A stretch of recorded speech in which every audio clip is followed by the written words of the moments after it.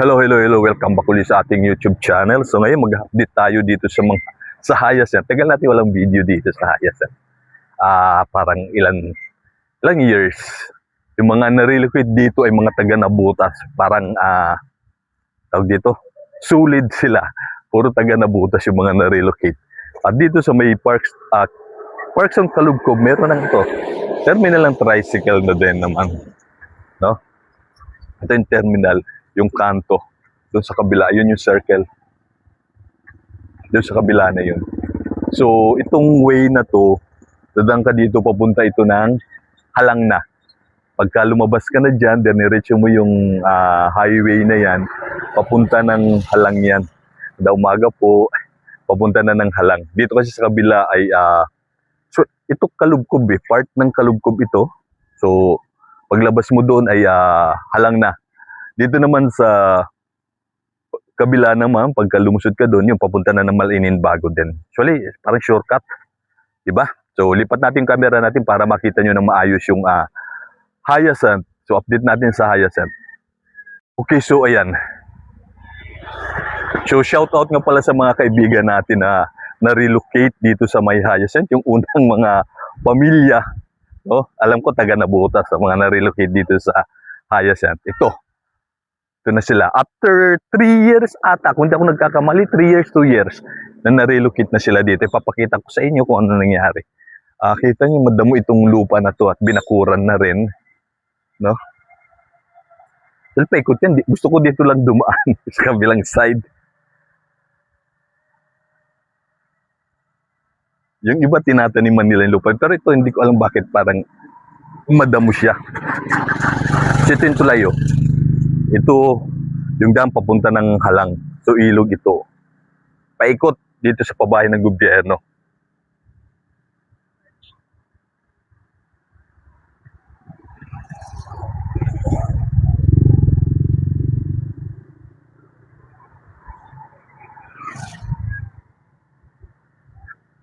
So, yung kabilang side ito, nung pabahay,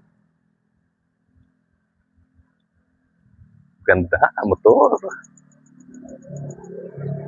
Black 1. Sa umaga.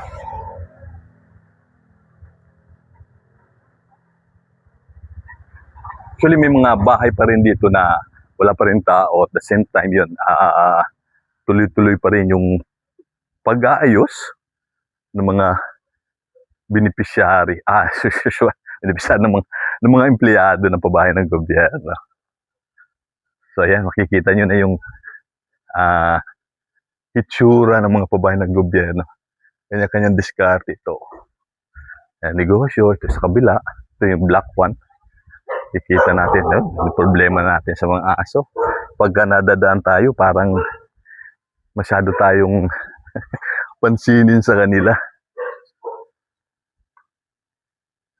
So, ito na. After 3 years or 2 years, kung hindi ako nagkakamali, ito na yung hitsura ng mga pabahay ng gobyerno.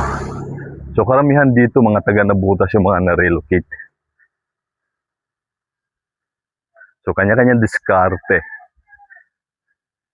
ng mga pamilya, mga residente na mga na-relocate na rito.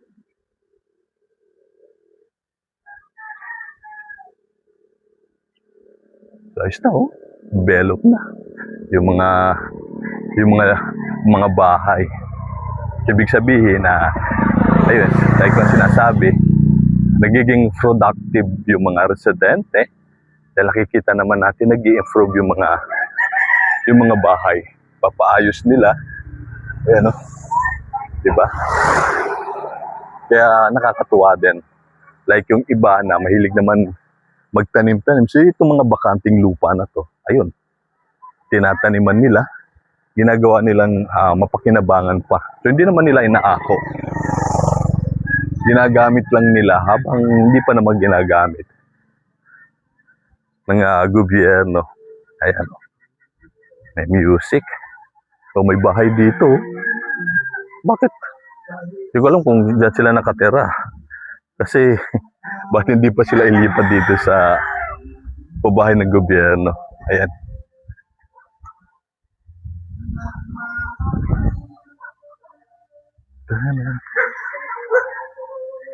Tatahulan na naman tayo ng aso. Hindi ko alam kung anong problema ng aso sa... Ang dami rin kasing aso. Ayan, no? Pambira talagang buhay ito. Kikita niyo yung aso na yan. Tumatahol na. Talagang hindi tayo friendly sa kanila. So ito, motor shop po. Motor shop. Ang dami rin mga nagtayo na ng mga ayon. Business, katulad ng mga motor shop. Kasi, ayun nga, yung unang transportation dito ay tricycle, scooter, so motor. Kung wala ka nun, magta-tricycle ka, medyo pricey. So ito pa yung Sabana. Wait, Hyacinth pala.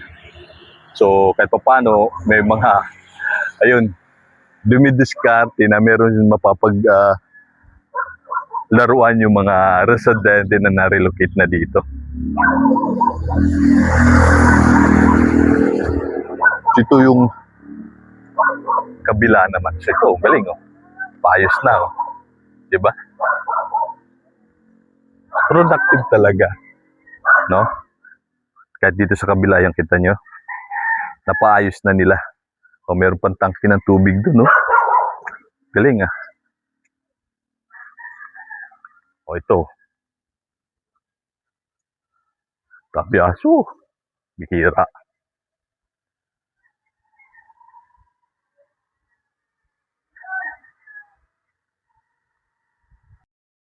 So, ayun.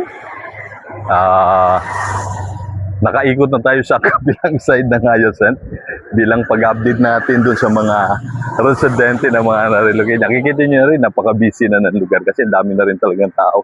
Halos mga 80% ng mga bahay ay may mga nakatira na. Halos, kumbaga, may mga pamilya na.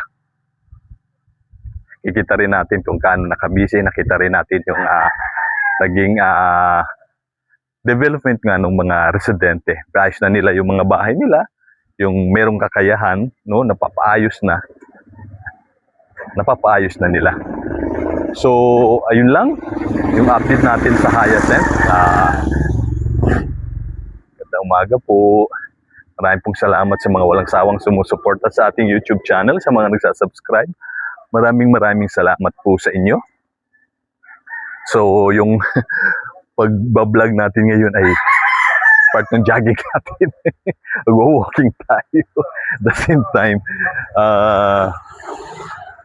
jogging na rin tayo. So, yun. Papasok na tayo ng Naik View. Sa kabila. Oh.